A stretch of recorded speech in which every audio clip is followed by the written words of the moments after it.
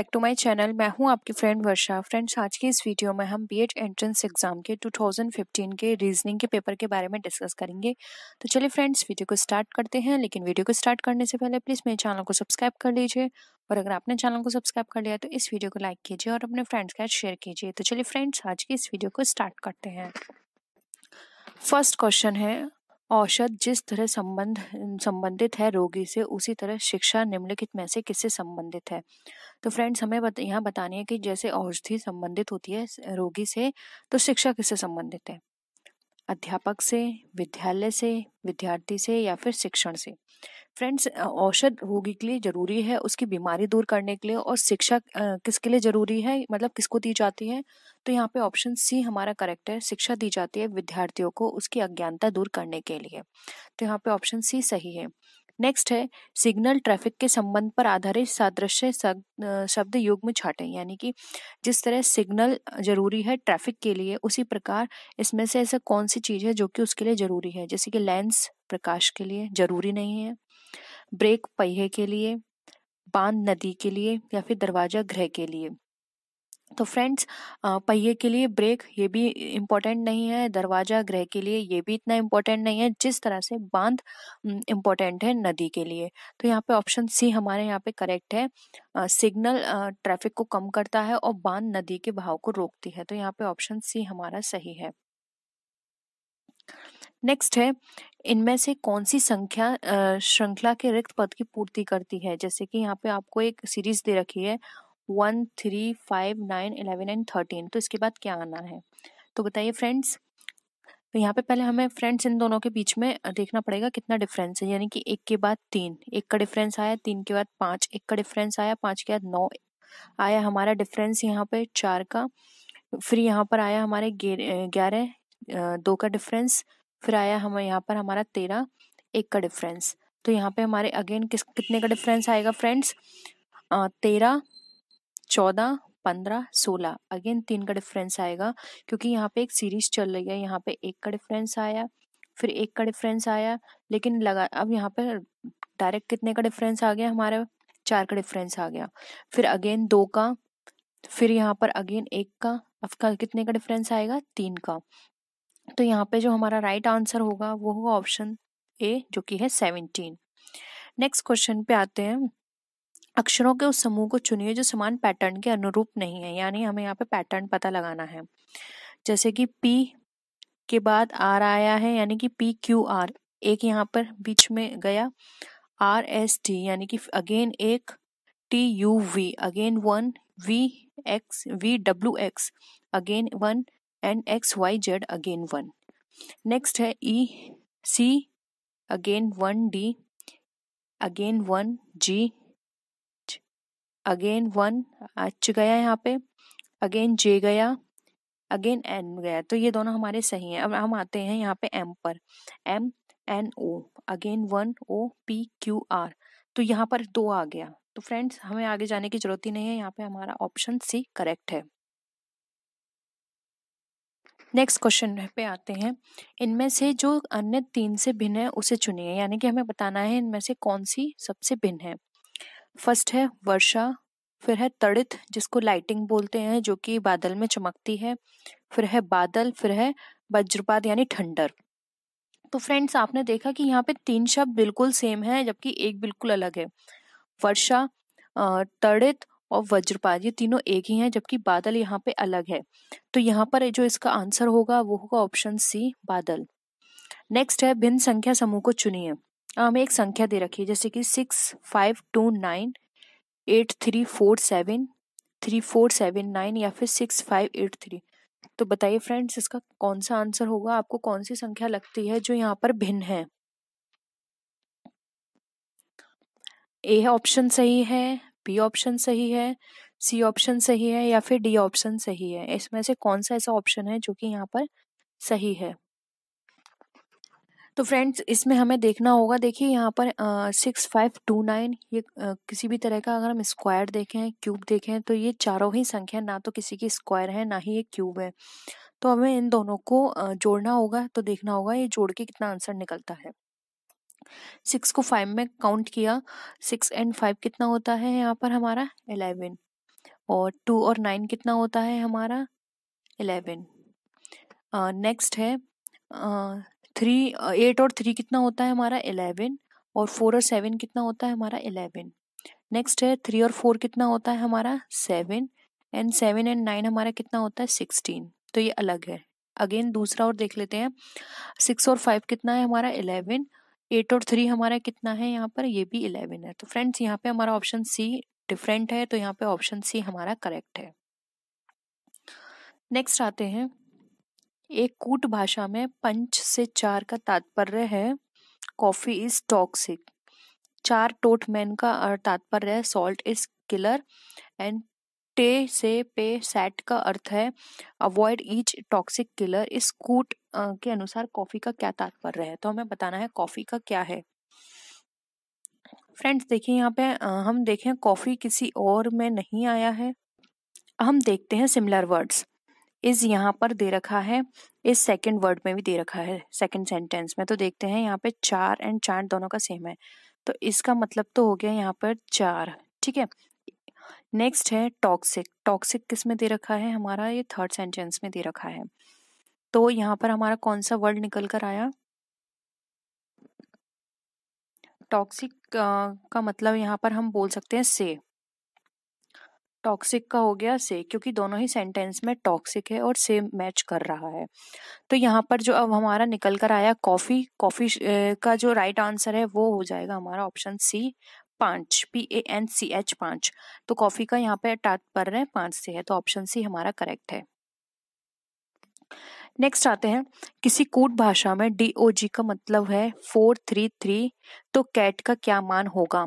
तो हमें बताना है DOG का मतलब यहाँ पे 433 है, तो कैट का मान क्या होगा। अब बताइए फ्रेंड्स आप खुद ही कि ये किस तरह से 433 आया है यहाँ पर DOG का। देखिए फ्रेंड्स, अगर हम 433 इसको निकालते हैं, तो अगर हम इनको देखें कि ABCD, ठीक है, 1 2 3 4, डी तो हमारा 4 हो गया, लेकिन ओ हमारा 3 नहीं होगा। तो हमें यहाँ पर एक टेबल बना के चलनी होगी पूरी जेड तक। यहाँ पर जगह नहीं है, आप लोग अपनी रफ कॉपी में बनाइएगा। मैं जिस तरह से आपको बता रही हूँ, ABCD आपने 1 2 3 4 लिख लिया। अब डी के बाद क्या आता है, EFGH, तो इसको लिखिए अगेन 1 2 3 4। तो इस तरह से आपको अगेन एंड अगेन रिपीट करके 1 2 3 4 1 2 3 4 1 2 3 4 लिखना है जेड तक। तो वहां पर आप देखेंगे कि डी 4 है, ओ पर अगेन 3 आ रहा है, एंड जी पर अगेन 3 आ रहा है। तो यहाँ पर आपका निकल कर आ गया डॉग का 433। सेम उसी अकॉर्डिंग आप कैट का निकाल सकते हैं, जैसे कि CAT में देखिए फ्रेंड्स, सी में यहाँ पर क्या आया 3, ए में यहाँ पर क्या आया 1, अब टी बचा। तो फ्रेंड्स अगर आप इसी तरह से पूरी टेबल बनाओगे तो टी पर आपका आएगा 4। तो यहाँ पर जो आपका ऑप्शन होगा करेक्ट, वो होगा ऑप्शन ए 314। तो आई होप फ्रेंड्स आपको यहाँ पे सारी चीजें क्लियर होंगी। किसी भी तरह का डाउट हो तो आप नीचे कमेंट सेक्शन में लिख सकते हैं। नेक्स्ट है, यदि मैनेजमेंट को 1 2 3 2 4 5 1 5 3 6 के रूप में कूटबद्ध किया जाए तो गेट को किस प्रकार कूटबद्ध किया जाएगा। ये ऑप्शन है हमारे पास 4 5 6 2 5 2 1 3 2 3 6 5 और 4 2 6 5। तो बताना है मैनेजमेंट इस तरह से लिखा गया है, तो गेट किस तरह से लिखा गया होगा। तो फ्रेंड्स हम यहाँ पे लिख लेते हैं मैनेजमेंट, जी आया है। देखिए फ्रेंड्स यहाँ पर जी मैनेजमेंट में भी आया है। तो 1 2 3 4 5, 1 2 3 4 5, तो जी का मतलब क्या हो गया 4 से। आप यहाँ पे भी देखिए जी का मतलब यहाँ पे 4 दे रखा है। अब आते हैं हम ए पर। ए यहाँ पर हमारा गिवन है, ए का मतलब यहाँ पर क्या है 2, तो हमने निकाल लिया 2। अब हमारे पास दे रखा है टी, लास्ट में यहाँ पर टी है, यहाँ पर इसका मीनिंग क्या दे रखा है 6, तो हमने ले लिया 6। हम देखते हैं ई, तो ई में यहाँ पर दे रखा है 5 ई के लिए। तो हमारा क्या आंसर आया 4 2 6 5। देखिए फ्रेंड्स 4 2 6 5 यहाँ आंसर है। जी हाँ, यहाँ पर ऑप्शन डी हमारा बिल्कुल करेक्ट है। तो यहाँ पर हमारा जो गेट का जो कूटबद्ध वर्ड निकल कर आएगा वो होगा 4265। इसी तरह से आपको अपने एग्जाम में करने हैं। आपको देखना है कि यहाँ पर जो वर्ड दे रखे हैं उसमें कौन सी सीरीज बन रही है, सीरीज नहीं बन रही है। तो सबसे पहले तो फ्रेंड्स आप कुछ मत करिए, कोई भी सीरीज मत देखिए। सबसे पहले ये देखिए कि जो आपको वर्ड वहाँ पे गिवन है और जो आपको वर्ड बनाना है उन दोनों में जो नंबरिंग है वो दोनों सेम है या नहीं, जो वर्ड्स हैं सेम है या नहीं। अब देखिए जैसे फ्रेंड्स यहाँ पे गेट दे रखा है GATE, तो ये चारों वर्ड क्या है हमारे मैनेजमेंट में आ रहे हैं। तो सबसे पहले आप ये देख लीजिए कि मैनेजमेंट के लिए जो यहाँ पे वर्ड यूज किया हुआ है वही वर्ड आपको बनाना है उसमें से, तो आपका आंसर निकल कर आ जाएगा। क्योंकि इस तरह के क्वेश्चंस में मेनली इसी तरह से इसका सोल्यूशन किया जाता है। हम नेक्स्ट आते हैं। रेखा जिसका मुख दक्षिण की ओर है वह बाईं ओर मुड़ती है और 15 मीटर चलती है। फिर वह अपने बाएं मुड़ती है और 7 किलोमीटर चलती है। फिर पश्चिम की ओर मुख किए हुए 15 मीटर चलती है और वह अपने वास्तविक स्थान से दूर होती है। तो बताइए इसका क्या आंसर होगा। तो फ्रेंड्स अगर हम यहाँ पर बनाएं रेखा, हम मानते हैं रेखा यहाँ खड़ी है। अब वो अपने मुख दक्षिण की ओर करती है, ठीक है। तो रेखा ने यहाँ पर अगर वो खड़ी है तो उसने दक्षिण की ओर मुख किया। अब दक्षिण की ओर मुख करने के वह बाईं ओर मुड़ रही है, यानी कि क्या हुआ, वो इस ओर मुड़ गई, ठीक है। बाईं ओर मुड़ने के बाद वह 15 किलोमीटर चली, यानी कि ये कितना है उसका 15 किलोमीटर, ठीक है। यहाँ वो 15 किलोमीटर चली। अब फिर वह अपने बाएं मुड़ती है, यानी कि अगेन वह बाएं मुड़ी, अगेन हमने उसको बाएं मोड़ा। अब वह 7 किलोमीटर चलेगी, तो ये हो गया उसका 7 किलोमीटर। फिर वह पश्चिम की ओर मुख किए हुए 15 मीटर चलती है, यानी कि अब उसे पश्चिम की ओर करना है। तो पश्चिम कहाँ हुआ, वो इस साइड है। तो यहाँ पर वो उसने कितना करा, 15 किलोमीटर चली। अब हमें देखना है कि वह अपने वास्तविक स्थान से कितना दूर है। तो फ्रेंड्स यहाँ पर अब है रेखा और यहाँ से उसने स्टार्टिंग की थी, ये उसका स्टार्टिंग फेज है, ठीक है। तो यहाँ पर हमें देखना है कि अब वो कितने किलोमीटर है। तो फ्रेंड्स 7 तो आप ये ले लीजिए, 7 किलोमीटर ये है। और यहाँ पे उसने वो यहाँ तो चली नहीं है क्योंकि वो तो यहीं खड़ी थी, तो वो 7 किलोमीटर है। तो ये सारी दूरी उसकी कहलाएगी 7 किलोमीटर, 7 मीटर। तो यहाँ पे ऑप्शन हमारा डी करेक्ट है, जो कि है 7 मीटर। आई होप क्लियर होगा ये क्वेश्चन। अगर आपको कोई भी डाउट हो तो आप बता सकते हैं, हम इस क्वेश्चन को दोबारा से डिस्कस कर लेंगे। अब नेक्स्ट क्वेश्चन है, ABCDE तथा F 6 मित्र एक वृत्त के केंद्र की ओर मुख करके बैठे हैं। CA व E के मध्य है, FD और B के मध्य है, BE के ठीक बाएं है। अब निम्नलिखित प्रश्नों के उत्तर दीजिए। तो पहले तो फ्रेंड सबसे पहले आप जिस तरह से मैं यहाँ पर आपको टेबल बना के दिखाऊंगी उसी तरह से आपको बनाने हैं, क्योंकि हम अपने क्वेश्चंस लेने के लिए उसको रफ कर देंगे। तो आप उसी तरह से पहले बना लीजिए। तो फ्रेंड्स यहाँ पर ये एक व्रत की बात कर रहे हैं, तो हम भी एक व्रत बना लेते हैं यहाँ पर। अब ये यहाँ पर ये इसका मिड पॉइंट है।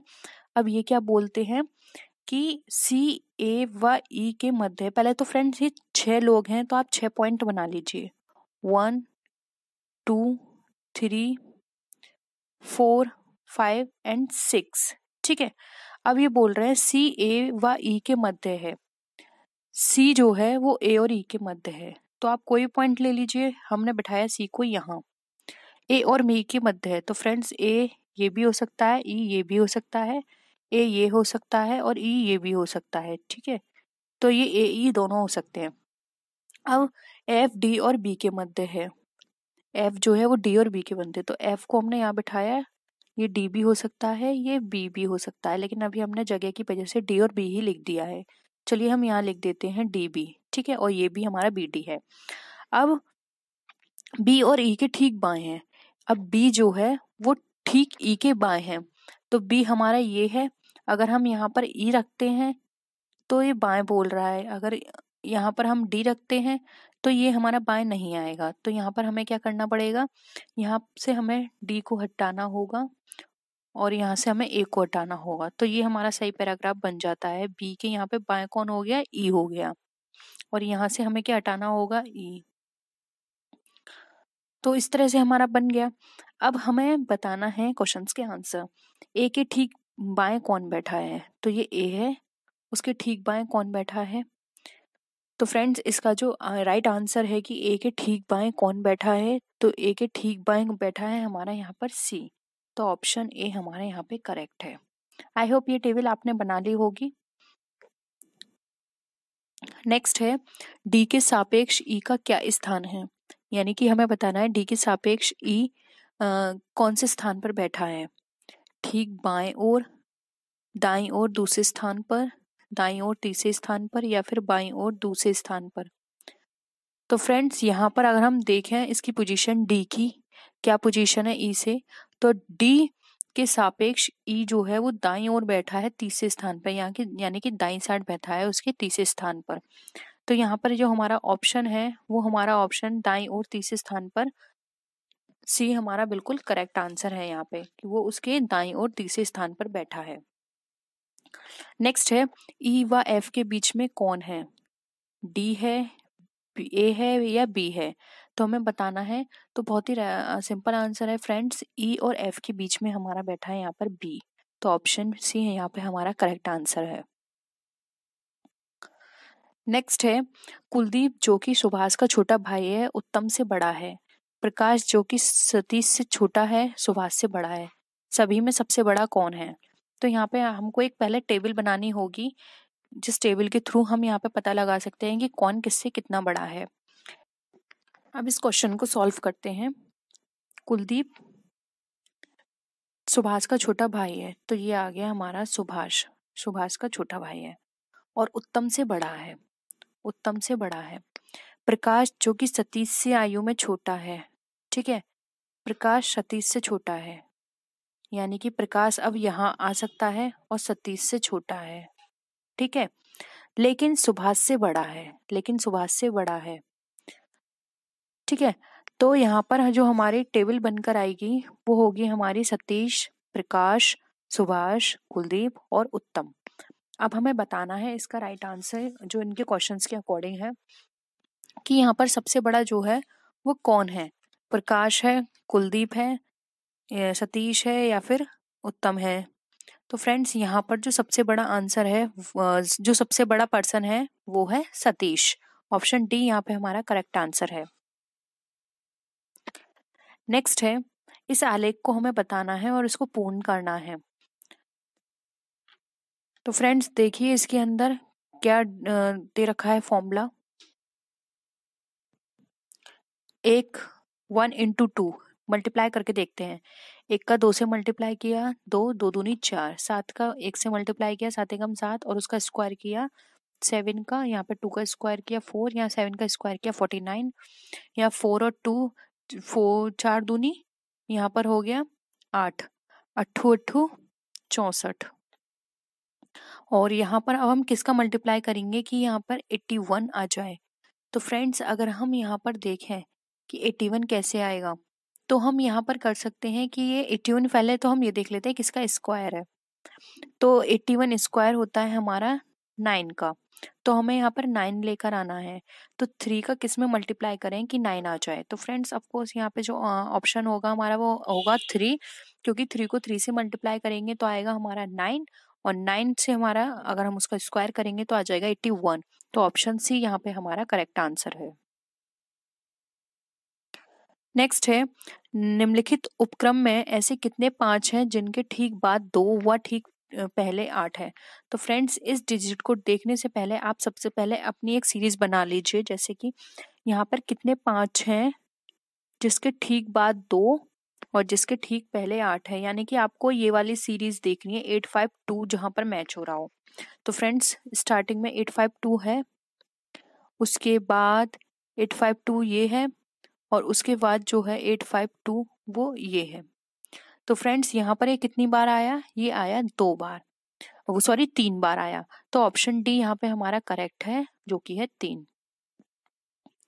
नेक्स्ट है यदि ए का अर्थ है प्लस, बी का अर्थ है माइनस, सी का अर्थ है इनटू, तो 10 CPA 4C4 B6 का क्या मान होगा।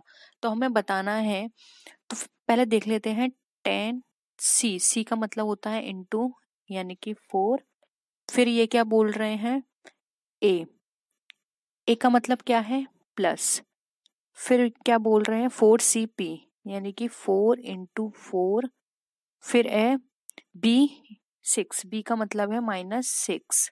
तो अब हमें इसको निकालना है। तो फ्रेंड्स अगर हम इस तरह से इसकी डिजिट बनाएंगे तो 4 इंटू 10 कितना हो गया हमारा 40, और 4 इंटू 4 कितना हो गया 16। ठीक है, अब 40 प्लस यहाँ पर कितना आ गया 16 -6, तो ये है हमारी निकल कर आई डिजिट 40 प्लस 16 प्लस 6। अब हम यहाँ पे 16 में से 6 ये माइनस कर देते हैं तो हमारे पास क्या निकल कर आया 40 प्लस 10, जिसको हम प्लस करेंगे तो हमारा आंसर आ जाएगा 50। तो यहाँ पे ऑप्शन बी हमारा करेक्ट है जो कि है 50। नेक्स्ट है, एक महिला की ओर इशारा करते हुए एक व्यक्ति ने कहा, उसकी माँ मेरी माँ की इकलौती पुत्र है। महिला का उस व्यक्ति से क्या संबंध है? पिता है, भाई है, चाचा है, मामा है।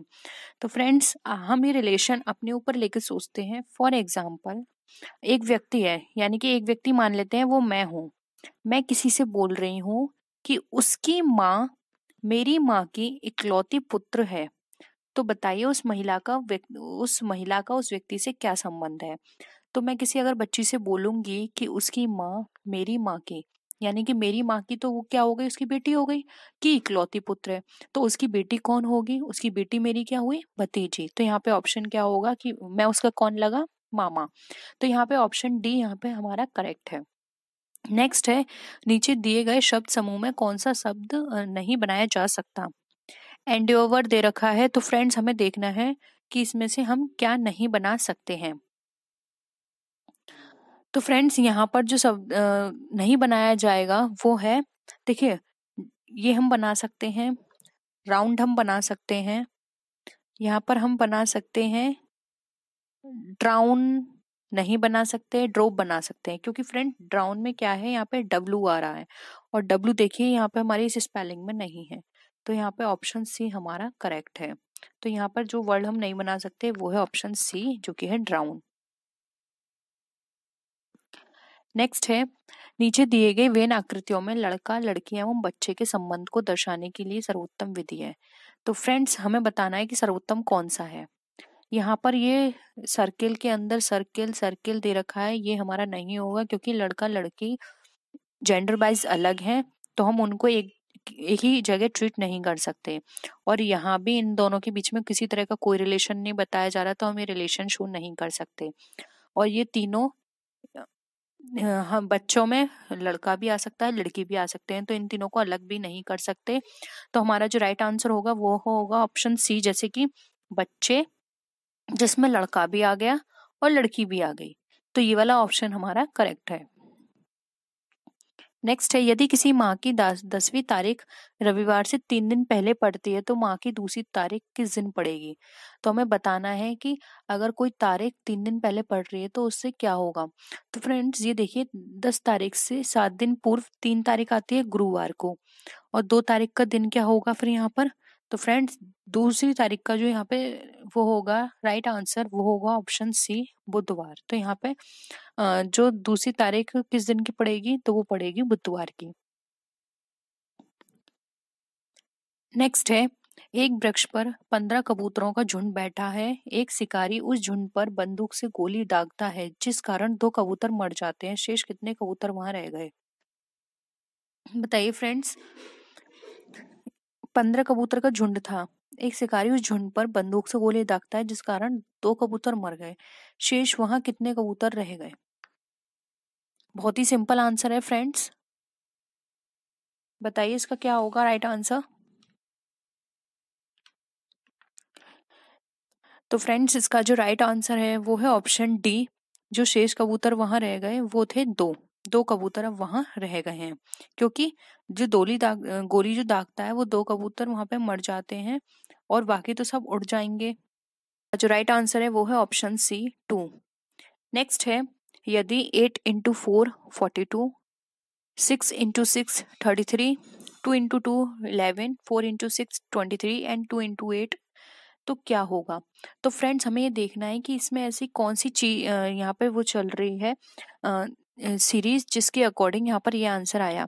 फ्रेंड 2 इंटू 2 4 को अगर 8 से मल्टीप्लाई किया जाए 42 अगर आया तो इसमें 4 8 या क्या होता है हमारा 32, उसमें अगर 10 ऐड किया तो 42। अगर हम 6 और 6 36, 36 में अगर हम फिर से ऐड करेंगे 10 तो हमारा आएगा 46, लेकिन यहाँ पे 30 और यहाँ पर हमें लाना है 33, तो ये वाली सीरीज तो इसकी नहीं होगी। हम इसमें निकालते हैं, हम ऐसा करके चलते हैं कि इनका जो साइन है वो अलग कर देते हैं। 8 4 अपॉन 2 कितना हो गया 42। 6 6 अपॉन 2 33। 2 2 अपॉन 2 11। ठीक उसी तरह से 46 अपॉन 2 23। 28 upon 2 16, sorry 14। तो यहाँ पर जो आंसर आएगा वो होगा ऑप्शन डी 14। नेक्स्ट है अंग्रेजी शब्दकोश के अनुसार कौन सा शब्द तीसरे क्रमांक पर व्यवस्थित होगा। तो फ्रेंड्स हमें यहाँ पर फिर डिक्शनरी के अकॉर्डिंग देखना है। तो पहले हम लिखते हैं एस, उसके बाद चारों में ही एच दे रखा है तो एच लिख लेंगे। फिर हम देखेंगे कि ए किसमें दे रखा है, ए यहाँ पर हमारा दे रखा है तीनों में, तो हम लिखेंगे ए। फिर है एन एन एन, हम थर्ड वर्ड देखेंगे, फोर्थ वर्ड देखेंगे एन एन, इसमें आ रहा है ए, ये तो बिल्कुल नहीं होगा क्योंकि ये बिल्कुल ही नीचे चला गया। फिर है एस एच ए एम, तो दूसरा वर्ड हमारे पास क्या आ गया एम, ठीक है। तो यानी कि ये हमारा फर्स्ट वर्ड है। अब हम इन दोनों में मैच करेंगे तो हमारा पहला शंकर के पहले आता है, तो यहाँ पर हो गया हमारा दूसरा वर्ड शंकर, तीसरा वर्ड हो गया हमारा शांता, चौथा वर्ड हो गया हमारा श्याम। तो फ्रेंड्स यहाँ पर इन्होंने हमसे क्या पूछा है, हमें यहाँ पे बताना है कि तीसरा शब्द यहाँ पर कौन सा आता है। तो फ्रेंड्स यहाँ पर जो हमारा राइट आंसर होगा वो होगा ऑप्शन ए सांता। नेक्स्ट है एक अर्थपूर्ण शब्द बनाने के लिए अक्षरों को पुनः व्यवस्थित करके उनका मध्याक्षर कीजिए। यानी कि हमें बताना है कि इससे क्या बनेगा। ESURN, ESURN श्योर नहीं होगा। NURSE,